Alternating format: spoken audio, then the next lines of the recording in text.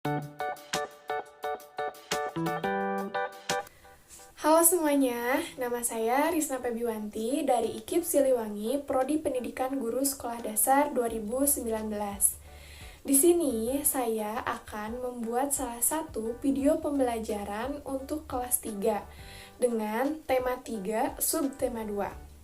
Pembelajaran yang akan kita bahas kali ini yaitu tentang wujud benda dan sifat benda.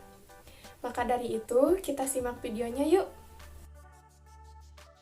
Pada materi wujud benda dan sifatnya, kita akan membahas tentang perbedaan wujud benda yang ada di lingkungan sekitar kita dan sifat-sifat benda berdasarkan wujudnya.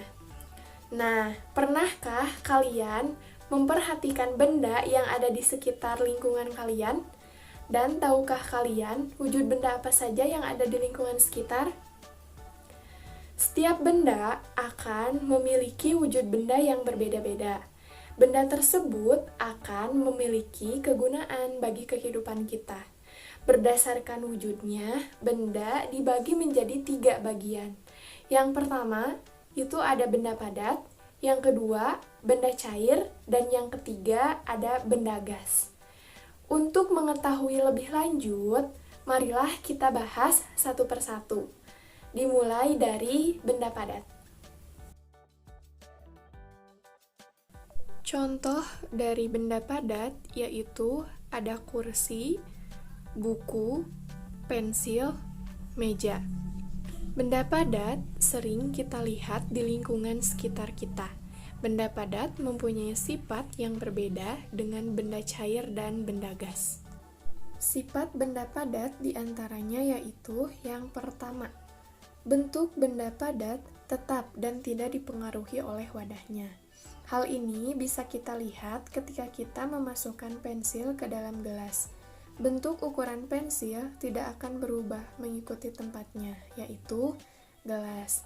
Kemudian, sifat yang kedua, bentuk benda padat dapat diubah, misalnya dengan cara dipotong, dipukul, dan lain sebagainya.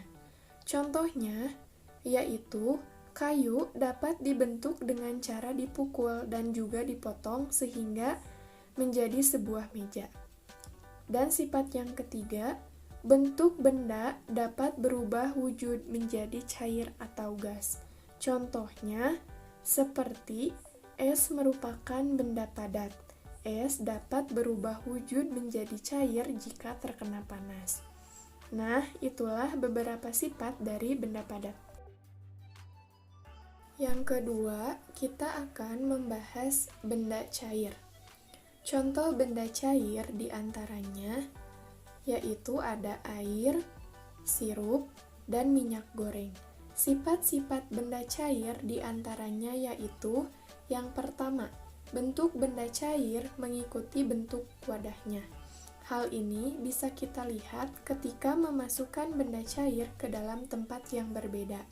Maka air akan berubah sesuai dengan bentuk wadahnya. Kemudian, yang kedua, memiliki volume tetap. Ketika zat cair dipindahkan ke tempat yang berbeda, yang berubah hanya bentuknya saja, sedangkan volumenya tetap. Misalnya, jika air yang di dalam gelas kita tuangkan ke dalam ember, volumenya akan tetap.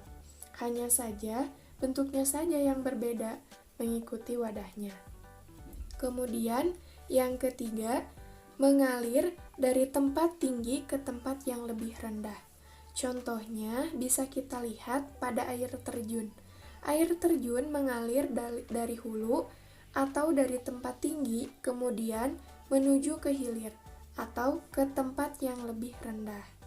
Kemudian, yang keempat, bentuk permukaan benda cair yang tenang dan selalu datar. Permukaan air pada botol yang tegak dengan permukaan air pada botol yang dimiringkan, permukaannya selalu datar dan tenang, atau selalu sama. Kemudian, sifat yang kelima, benda cair dapat melarutkan zat tertentu. Contohnya, yaitu gula pasir akan larut ketika dimasukkan ke dalam air. Selanjutnya, kita akan membahas tentang benda gas. Contoh benda gas diantaranya yaitu ada asap, udara, dan uap air.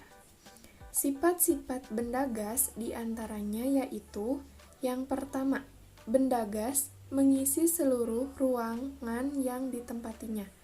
Contohnya, seorang anak meniup balon dengan bentuk yang berbeda, maka udara yang ditiup akan mengisi seluruh ruangan yang ditempati sesuai bentuknya. Kemudian, yang kedua, benda gas menekan ke segala arah.